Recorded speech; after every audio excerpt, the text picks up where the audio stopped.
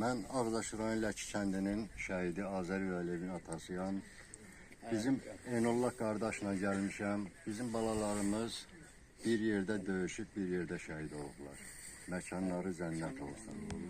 Bu qəhrəman balalarımız, şəhidlərimiz bizlərə, xalqımıza, millətimizə, devlətimizə öz canları bahasına azadlığı bəxş elədilər.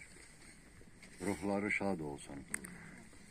Allah, nə deyim, qazilərimizə Allah şəfa versin. Allah şəhid ailələrinin hamısına çoxlu səbirlər versin. Nə deyə bilər? İntizarın bitmir, ürəyim qan ağlayır.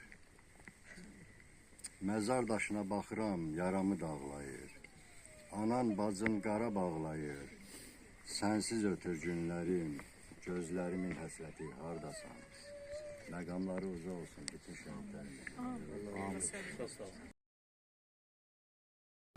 Enullah Ağdaş rayon Gözübə kəndində. Oğlumun adı Murad Aziyev. Tüm şəhidlərə Allah rəhmət eləsin.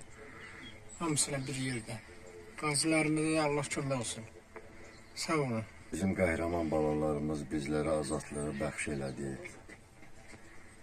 Dövlətçiliyimiz oldu, xalqımız, millətimiz azad firavan yaşayır. Bu qəhrəman şəhidlərimizin qanı, canı bahasına ruhları şad olsun.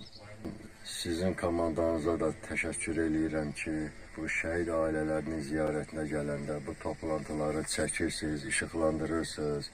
Sizin komandanıza Zəka İsmailova təşəkkür edirəm. Çox sağ olun. Allah razı olsun sizlərdən ki, şəhidlərimizi efirlərdə işıqlandırırsınız. Körpə balalara tanıtdırırsınız. Allah hər birinizdən razı olsun. Teşekkür, borcumuzdur. Allah size sabır ve dözüm versin.